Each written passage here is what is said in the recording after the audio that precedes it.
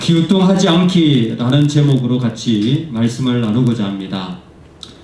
하나님을 따라가는 삶의 자리를 우리는 때로는 이렇게 저렇게 흔들릴 때가 많습니다.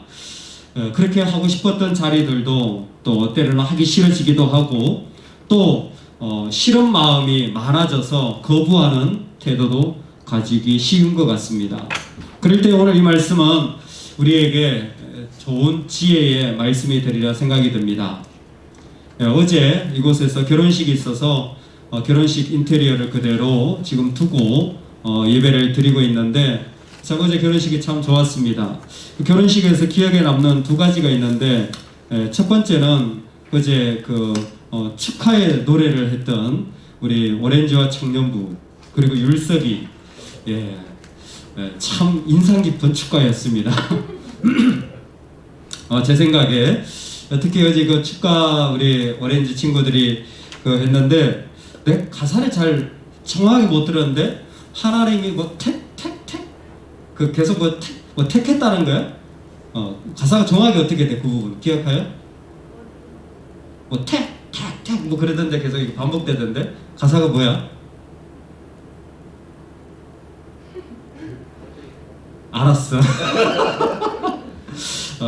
근데 참 그 가사가 좋았어. 하나님이 너를 먼저 택했다, 창세전에 그런 택했다라는 그런 가사가 이렇게 반복되는 것을 보았습니다. 근데 어떻게 보면 두 사람이 사랑해서 만나는 것 같지만 진짜 결혼이라는 자리는 하나님의 약속 위에 서는 자리거든요. 그 하나님의 약속 위에서 걸어가는 그 자리를 그렇게 율동으로 또 즐거운 마음으로 그렇게 축하하니까 정말 그 예식이 너무 이렇게 아름답게 빛나는 것 같았고 어제 또 결혼식에 인상적이었던 것은 우리 교회가 이렇게 럭셔리한 교회였구나.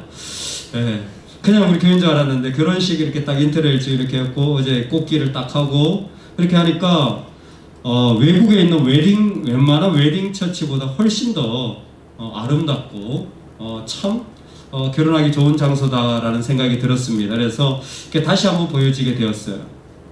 근데 제가 나누고 싶은 이야기는 사실은 어제 결혼한 재성이와 성현이에 대한 마음이었습니다.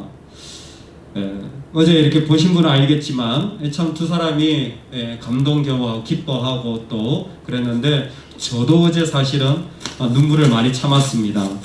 참 신기하게도 이렇게 한 공동체에 있으면서 하나님의 사랑으로 하나님이 참 많이 묶어주셨다라는 생각이 들었습니다. 여러분 공동체의 의미가 뭡니까? 이렇게 같이 결혼한다는 의미가 뭡니까? 한 가지예요. 함께 영원한 길을 걸어간다라는 것입니다. 믿으십니까? 아멘. 하나님이 하나님의 백성을 택했을 때는 하나예요. 함께 영원한 길을 걸어가도록 불러주신 겁니다. 그러니까 부부는 서로가 서로에게 믿음의 길을, 교회는 서로가 서로에게 믿음의 길을 통하여서 기우뚱하지 않고 어떻게 같이 세워가면서 그 길을 걸어가도록 허락해 준 겁니다. 이때 중요한 게 있어요. 함께 걸어갈 때 우리의 시각을 어디에 초점을 두느냐가 대단히 중요합니다. 결혼 예배학교를 하면 이 부분을 반드시 가르칩니다. 결혼에서는 두 사람을 바라보는 결혼이 되면 반드시 싸워요. 그건 결혼의 좋은 모델이 아닙니다. 결혼의 제일 좋은 모델은 한 곳을 바라보는 모델이 돼야 돼요. 공동체도 마찬가지입니다. 왜 저 사람이 나한테 이렇게 안 해주지? 그러면 그건 공동체를 깨트리는 행위예요. 오히려 그곳에서 내가 하나님을 바라보는 시각을 잊지 말아야 되는 것입니다. 할렐루야. 여러분 이 간단한 너무나 중요한 그러면서도 실제적인 이야기가 잘 안 들려져서 하나님이 지금 미디안과 이스라엘의 전쟁을 치르게 합니다. 미디안 군사가 13만 2천 명이에요. 여러분 군사가 13만 2천 명이 있으면 적군이 13만 2천 명이면 아군은 몇 명이어야 될까요? 이게 기본적인 산수입니다. 우리의 생각이죠. 지금도 우리나라는 국방의 역할을 하면서 북한에서 비행기가 한 대 뜨면 남한에서 비행기가 한 대 뜹니다. 아실지 모르겠지만 북한에서 비행기가 두 대 뜨면 바로 우리나라에서도 두 대를 띄웁니다. 북한에서 포대를 옮기면 우리나라에도 포대 위치들을 조정하기 시작해요. 왜? 적군의 움직임에 따라 아군의 움직임을 거기에 맞추어서 맞추어가는 게 기본적인 전투의 상식입니다. 적군이 13만 2천 명이면 적어도 숫자가 13만 2천 명은 돼야 싸움이 되는 거예요. 그런데 이스라엘 백성이 다 모여놨는데 3만 2천 명이 어마어마하게 숫자 차이가 나죠. 13만 2천 명에 3만 2천 명밖에 안 되니까 뭐 말도 안 되는 거죠. 그런데 하나님이 이때에 개입하셔서 하시는 말씀이 뭡니까? 너무 많다라는 거예요. 왜 많다고 말씀하시는 겁니까? 하나님이 적군의 숫자를 몰라서? 아니요. 우리가 이 땅을 살아가면서 3만 2천 명을 가지고 진짜 13만짜리 세상과 부딪히는 일들이 너무 많습니다. 이런 경우가 너무 많아요. 직장을 하나 들어가려고 해도 우리는 3만 2천밖에 안 되는 경우가 있어요. 실제로 내가 자격증을 따려고 해도, 내가 대학에 들어가려고 해도 나는 3만 2천밖에 안 되는 경우가 있습니다. 그런데도 불구하고 하나님 우리에게 뭐라고 하시냐면 너 너무 많다. 아니 3만 2천 가지고도 안 되는데 왜 많다고 하시는 겁니까? 3만 2천 가지고도 싸워서 이길 확률이 너무너무 적은데 이것조차도 없으면 어떻게 하라는 겁니까? 여기에 중요한 첫 번째 도전이 있습니다. 2절 말씀에 이렇게 말씀합니다. 여호와께서 기드온에게 이르시되 너를 따르는 백성이 너무 많은즉 내가 그들의 손에 미디안 사람을 넘겨주지 아니하리니 이는 이스라엘이 나를 거슬러 스스로 자랑하기를 내 손이 나를 구원하였다 할까 함이니라. 아멘. 하나님이 많다라고 말씀하신 이유를 구체적으로 밝히셨는데 여러분 우리가 3만 2천을 가지고 있으면요 3만 2천을 의지하는 겁니다. 3만 2천이 있으면 정말 3만 2천만큼의 사람이 되려고 해요. 이게 어떤 사람은 3만 2천을 가지고 있으면 이것밖에 안 되라는 사람도 있고 어떤 사람은 3만 2천을 가지고 있으면 와 이만큼이나 있구나라는 사람이 있지만 어쨌든 어떤 기준으로든 자기가 가지고 있는 것으로 자기를 평가하기 쉬운 거예요. 이게 교만이에요. 교만은 다른 사람을 업신여기는 사람만 교만이 아니라 자기가 가진 것으로 자기를 평가하는 게 교만인 거예요. 왜? 자기가 가진 것으로 자기를 평가하면 하나님이 그 자리에 계시지 않기 때문입니다. 그래서 하나님이 이스라엘 백성을 만났을 때 뭘 주냐면 십계명과 말씀을 주는 거예요. 왜? 광야 가운데 십계명과 말씀의 역할은 adultery, 그 가운데 있는 그 음란하고 아이돌을 섬기는 우상을 섬기는 것을 대적할 수 있는 유일한 방법이 말씀이에요. 율법입니다. 그들에게 칼을 줘서 우상을 깨트리라. 그들에게 돈을 줘서 부하게 만들어라. 이게 아니라 말씀을 줘서 그 우상을 깨트리라. 대적하라고 주신 겁니다. 즉 하나님이 우리에게 원하시는 것은 이 세상에서 다른 어떤 것에 마음을 두지 않고 내가 가진 것에 특별히 마음을 두지 않고 하나님께 내 마음을 두도록 우리를 세워가길 원하시는 거예요. 공동체가 하나님 앞에서 서로 해야 될 일이, 내가 하나님 앞에서 살아가면서 해야 될 첫 번째 일이 무엇이냐면 내가 가진 것으로 나를 평가하지 않도록 훈련하는 것입니다. 그래서 너무 많은 거예요. 내가 많이 가질수록요 내가 대단한 사람처럼 보이는 거예요. 제가 자주 엎조리는 말입니다. 로마를 평가할 때 했던 말이에요. 한 역사가가 했던 말입니다. 로마는 제대로 하지 못할 때 크게 만들었다. 그 로마를 평가하는 한 줄이에요. 로마는 제대로 하지 못할 때 크게 만들었다라는 거예요. 제대로 하는 게 어렵습니다. 여러분 지금 예배 제대로 드리는 거 쉬운 줄 아세요? 찬송 제대로 드리는 게 쉬운 줄 아세요? 제대로 하는 게 어렵습니다. 제대로 하는 게 어렵기 때문에 그걸 쉽게 하는 방법이 뭔 줄 아세요? 많이 모아놓고 그리고 큰 집회를 하면 사람들은 와 잘했다라고 말하는 거예요. 삶에도 마찬가지입니다. 점수가 높고 가진 게 많아지면 그 사람이 제대로 살지 않아도 마치 제대로 된 사람인 마냥 평가하기 쉬워요. 우리도 그렇습니다. 우리도 내 성적이 올라가거나 내 삶에 뭔가가 나아지면요 내가 제대로 살고 있는 것처럼 느끼기 쉬운데 착각이에요. 우리가 정말 중요한 것은 하나님 말씀하시는 이 말씀입니다. 많다는 거예요. 아니 3만 2천 명이 뭐 많습니까? 근데 하나님 보시기에 많은 거예요. 왜? 아직도 3만 2천의 옵션이 남아있는 거예요. 이 사람은 하나님 외에도 32,050이 남아있는 거예요. 그래서 떠나보내라. 그리고 몇 명 남겨놓습니까? 300명 남겨놓지 않습니까? 300명을 남겨놓은 이 시점을 통하여서 배워야 될 한 가지가 있습니다. 여러분, 300명이면 된다라는 것이 아니라 이 300이 주는 의미가 있습니다. 우리 성경을 이 시간 같이 한번 찾아보겠습니다. 사사기 8장 22절에서 23절에 300명을 줬을 때 이것을 받아들였던 기도원의 마음이 무엇일까? 그의 마지막 인생을 설명하는 자리에서 이스라엘 백성들이 기도원에게 와서 우리를 다스려 달라는 부탁을 하게 됩니다. 22절에서 23절까지 우리 다 같이 읽겠습니다. 시작. 그때 이스라엘 사람들이 기도원에게 이르되 당신이 우리를 미디안의 손에서 구원하셨으니 당신과 당신의 아들과 당신의 손자가 우리를 다스리소서 하는지라.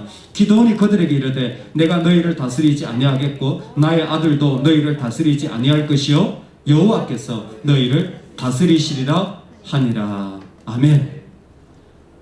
기도원의 마지막 끝에 있는 고백이 뭐냐면, 아니 우리 좀 다스려 주세요 그랬더니 아니라는 거예요. 내가 아니라는 거예요. 하나님이 너희를 다스리라. 300명을 하나님 왜 남겨놨습니까? 기도원에게 이 마음 심어주고 싶어서 그런 거예요. 기도원아, 내가 너를 다스려 나가. 내가 너를 다스려 나가는 것을 네가 알면 좋겠다. 여러분 믿으십니까? 여러분 믿으십니까? 그럼 제가 질문 하나 다르게 해보겠습니다. 하나님이 다스려 나간다라는 것을 믿는 사람들이 할 수 있는 한 가지 대답이 있습니다.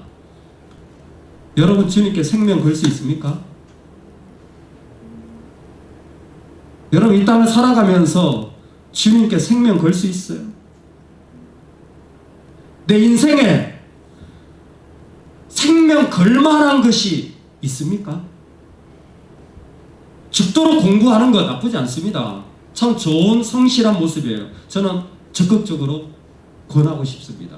열심히 운동하는 거 아주 좋은 모습이라고 생각을 합니다. 아이들과 교제하고 노는 것도 저는 참 좋다고 생각해요. 가끔 우리 아들은 너무 많이 놀아서 문제지만 노는 게 끝이 없더만. 아주 그냥. 저도 노는 거 좋아합니다. 대신에 책을 보면서 노는 걸 좋아해요. 각자 노는 게 다르겠지만 뭔가 좋죠. 근데 있잖아요, 제가 눈을 수술하면서 병실에서 앞을 보지 못할 것이라는 두려운 마음에 고민했던 한 가지가 이거였습니다. 내가 정말 이 땅을 살아가면서 목숨 걸 만한 게 뭐였지? 근데 교회를 안 다닌 게 아니에요. 어릴 때부터 저는 교회를 다녔습니다. 청년 때 은혜도 많이 받았습니다. 고등학교 때도 은사도 받았어요. 그런데 그 병상에서 진심으로 물었어요. 하나님, 제가 두 눈이 안 보이게 될 시점이 있는데 저는 어떤 사람들보다 눈이 약합니다. 그리고 눈이 정말 다치기가 쉬워요. 그래서 정말 피곤해요. 그런데 그때 수술할 때는 정말 두 눈이 보이지 않는 3일 동안 깜깜한 속에 있으면서 하나님, 내 인생에 후회하지 않을 만한 한 가지가 뭘까요? 저 그것 있게 해주세요.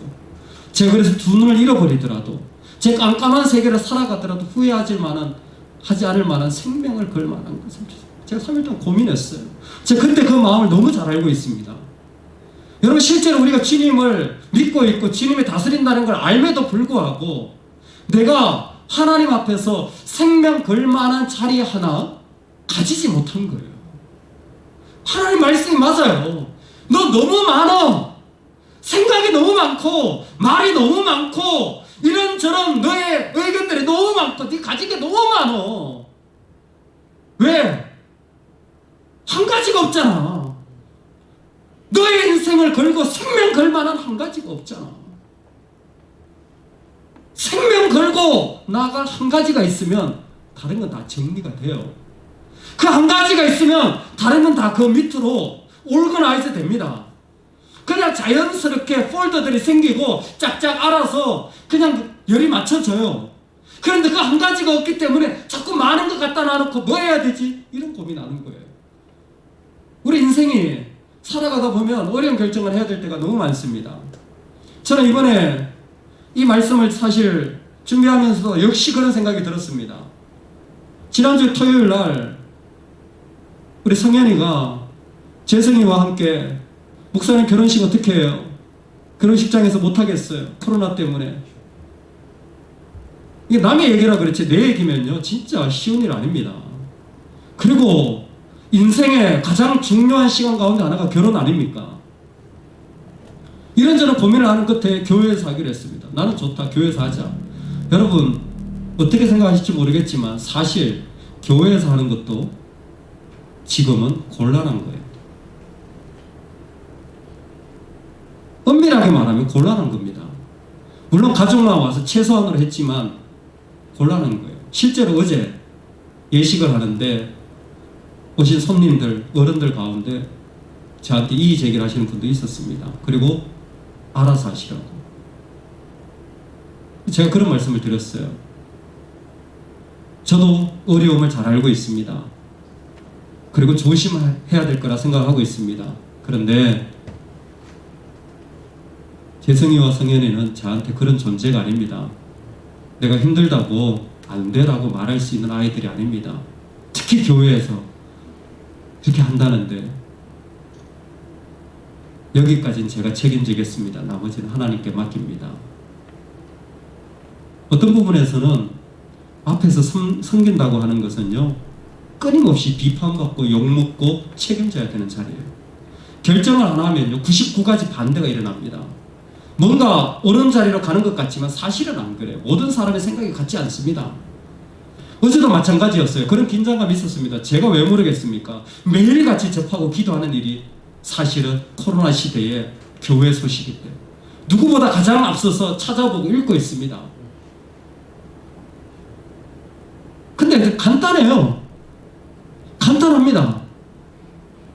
생명 걸게 어디에 있는지만 알면 정말 주의하고 정말 조심하고 정말 자제하고 배려하고 해야 되지만 어떤 부분에서는 내가 양보할 수 없는, 아니 내가 책임지고 돌을 맞아도 걸어갈 수밖에 없는 길들이 선명하게 보입니다. 정리가 돼요. 예, 못한 건 혼나면 되죠. 책임질 거 책임지면 되죠. 욕하면 먹으면 되죠. 그런데 내가 할 건 뭡니까? 그 일입니까? 아니요. 정말 우리가 할 건 열심히 하는 건 어렵지 않아요. 최선을 다하는 거 그거요 우리 해야 되는 겁니다. 그건 정말 제대로 해야 되는 거예요. 뭐 하면. 그런데 그게 중요한 게 아니에요. 정말 중요한 건 하나님이여 날 다스려 주소서. 하나님 내 안에는 내가 생명 걸 만한 한 가지가 있습니다. 기드온이요 원래 이런 사람이 아니에요. 기드온이 이스라엘 중에서도 므낫세 가장 연약한 허약한 집안 출신이에요. 이 얘기는 뭐냐면 믿음 자체가 좋은 사람이 아니었다라는 거예요. 기드온 아버지가 뭐 한 줄 아세요? 우상 만들었던 사람이에요. 하나님을 잘 섬긴 게 아니라 오히려 하나님을 배반하고 바알과 아세라를 추종하는 사람이었어요. 우상 숭배자였습니다. 그런 속에서 기드온이 뭘 배웠겠습니까? 기드온도 처음에요 엄청 비판적인 사람이에요.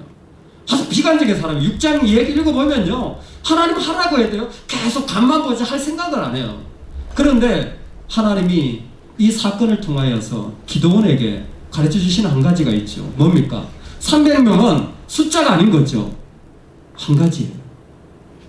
너무 많다. 네가 진짜 목숨 걸 한 가지가 있어야 된다. 네가 허약한 집안에 자란 것도 난 알아. 너의 아버지가 우상 숭배자인 것도 알아. 너의 성향이 비판적이고 비관적인 것도 알아. 그런데 있잖아 그걸 떠나서 네가 한 가지가 있어야 돼. 하나님의 다스림 아래서 살아가는 한 가지. 네가 정말 목숨 걸어야 될 한 가지. 여러분 신앙은 그거라고 생각을 합니다. 내가 이 땅에 살아가면서 예수님을 믿으면 우린 천국 갑니다.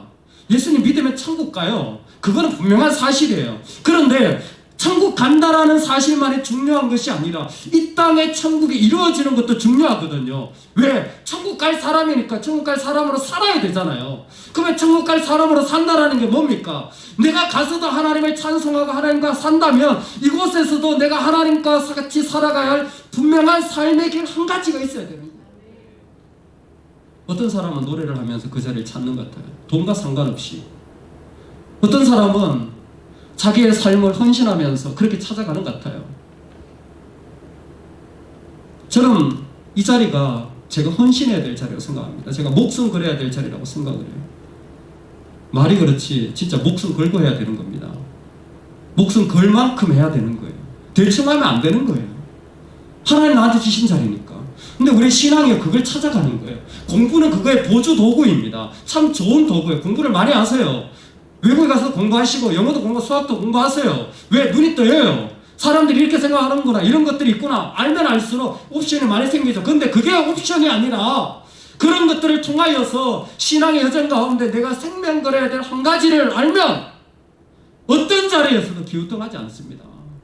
돈이 없어도 흔들리지 않아요. 건강을 잃어버려도 흔들리지 않습니다. 오히려 그 자리에서 하나님 앞에 나아가는 삶의 자리를 살아갈 수 있는 것입니다. 사랑하는 여러분, 오늘 저와 여러분이 살아가는 삶의 자리에서 이 여름을 지나고 있는데 우리 모두가 알고 있듯이 코로나라는 시대를 살아가고 있습니다. 저는 생각합니다. 코로나 어려운 것 같지만 코로나 뒤에 더 코로나가 올 겁니다. 그 다음에 더 코로나가 올 겁니다. 아마 상상도 하지 못할 일들은 계속 일어날 겁니다. 왜? 세상이 악해져가고 심판을 향해 가고 있기 때문에. 우리 삶에 지금 어려운 것처럼 보여도 앞으로 더 큰 어려움이 닥칠 일들이 있을 것입니다. 지금이 그러기에 하나님이 주신 기회입니다. 어떤 기회입니까? 하나님, 내가 공부하고 있는데, 하나님, 내가 직장 다니고 있는데, 내가 일하고 있는데, 내가 정말 생명 걸고 해야 될 일이 무엇입니까? 발견하시기 바랍니다. 어떤 분이 책을 쓰는데 그게 그런 얘기를 했더라고요. 마지막으로 나눕니다. 직장을 다녀보니까 다 직장 다니기 싫어하더라는 거예요. 자기 직장생활 다 직장 다니기 싫어하더라는 거예요. 직장 다니면서도 다 자기 하고 싶은 게 따로 있더라는 거예요. 왜 사람들이 이렇게 살지? 근데 자기도 그렇게 살고 있대요. 나 하고 싶은 건 있는데 직장 다니는 거 왜 돈 벌어야 되니까? 그러면서 그분이 나는 인생 이렇게 허비하고 싶지 않아. 생각을 바꿨답니다. 그리고는 자기가 하고 싶은 일을 하는 것을 시작했대요. 처음에는 직장을 그만두지 못한 채로 정말 자기가 하고 싶은 일들을 세워가기 시작했대요. 그리고 어느 날 가니까 정말 하고 싶었던 일들이 직장을 대신해서 자기를 먹여주고 있더라는 거예요. 그게 어느 수준인지는 개인마다 다 다를 것입니다. 근데 자기를 먹여주고 있더라는 거예요. 이렇게 살 수도 있네? 450페이지 책으로 그 얘기를 다 제가 성경에 보면 다 나와 있는데 그걸 뭘 그렇게 어렵게 찾아? 하고 싶은 일? 좋은 겁니다. 우리한테 더 좋은 길이 있어요. 주님은 우리에게 생명을 걸 길을 허락해 주십니다. 왜냐하면 예수님 그분이 길이라고 해주셨기 때문에. 예수님 그분 앞에 있으면요, 좋은 정도가 아니라 내 생명을 바쳐도 아깝지 않은 길들을 하나님이 우리 각자에게 부어주십니다. 우리 각자에게 허락해 주세요. 그거 붙잡고 살아야 돼요. 그거 붙잡고 살 때 그 사람이 좋은 결혼하는 거예요. 그거 붙잡고 살 때 그 사람이 진짜 좋은 직장 들어가게 되는 겁니다. 그거 붙잡고 살 때 그 사람을 만난 사람들이 행복한 거예요. 그 밑에서 자란 자녀들이 기쁜 겁니다. 그 자리에 있을 때 우리의 인생은 달라지는 겁니다. 저와 여러분이 기우뚱하지 않고 그 길을 걸어 나갈 수 있기를 주의 이름으로 축원합니다.